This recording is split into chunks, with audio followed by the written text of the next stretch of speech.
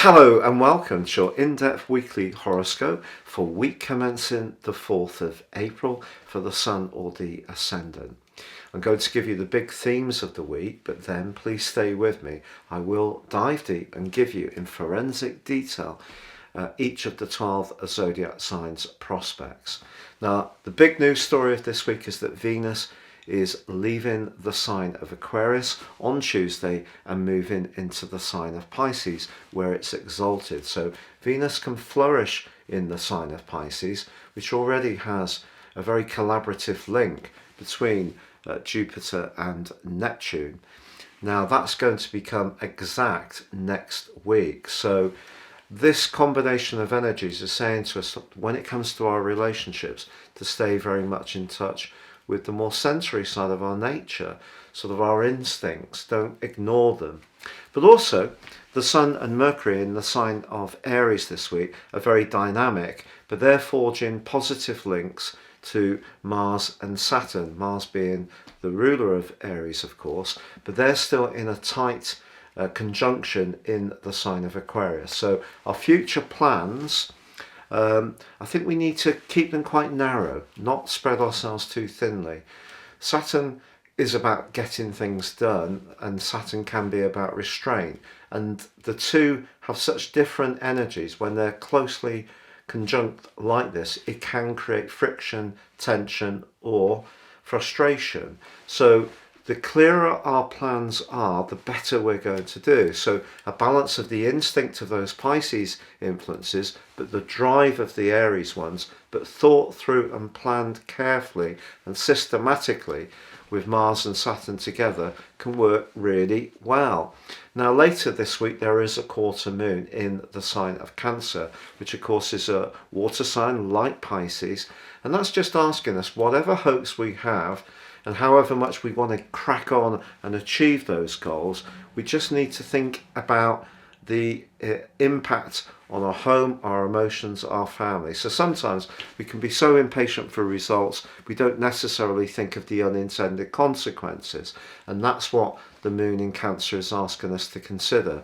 Also, Mercury is in a square with Pluto later this week, and if we are feeling a bit blocked or frustrated, it's possible that we could fall back on being a little bit more singular in our opinions and end up having arguments with people about points of view, when really we need to be focusing on what is the right thing for ourselves and trying to stay as collaborative and as cooperative as we can in order to achieve our aims. Now, if you're new to my channel, I'd be honoured if you'd subscribe. Please click or tap on the bell notification symbol. Also, if you'd like to ascend above this Zodiac broadcast and understand what your personal astrology holds for you, you can order my special package and get 30% off of your 12-month forecast and your character analysis, all based on your personal birth data, and no two reports are the same, and this can give you searing insights of the months ahead and your potential that's contained in your natal chart, and also to understand some of the patterns that may prove more challenging. And finally, if you'd like to sign up for your free daily written horoscope, please see the subscription link beneath this video. Hi there, Sagittarius, and welcome to your weekly horoscope for week commencing the 4th of April. The Sun and Mercury continue in the 5th house of your situation, in the sign of Aries, and that of course is a fire triplicity like yours.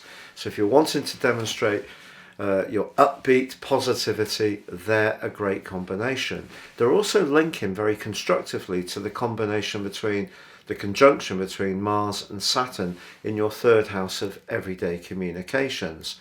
So if there is something that's very important to you in terms of creativity, flair, artistry, that you want to express to others, the chances are you can do so in a very powerful way this week, in a way that others can be very receptive to. Now, Venus does move on Tuesday into the sign of Pisces, where it's exalted.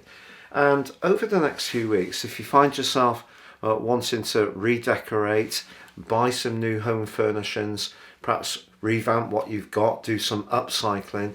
Your creativity is really going to be important. There can also be some glorious news linked to your family life over the next few weeks too. So that's something to really be excited about.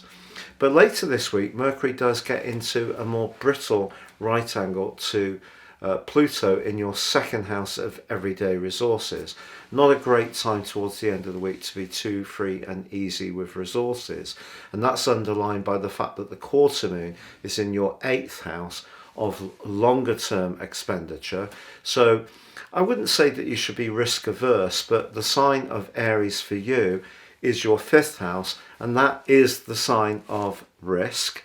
But you just need to weigh those risks against the more emotional dimension, and that's what the moon in Cancer is saying to you as this week draws to a close. So if you were thinking, for example, of doing something with your long-term finances that has a little bit more unpredictability to it, you might wish to speak to an advisor, get some good counsel on deciding what to do. I wouldn't be too impulsive with resources towards the end of this week.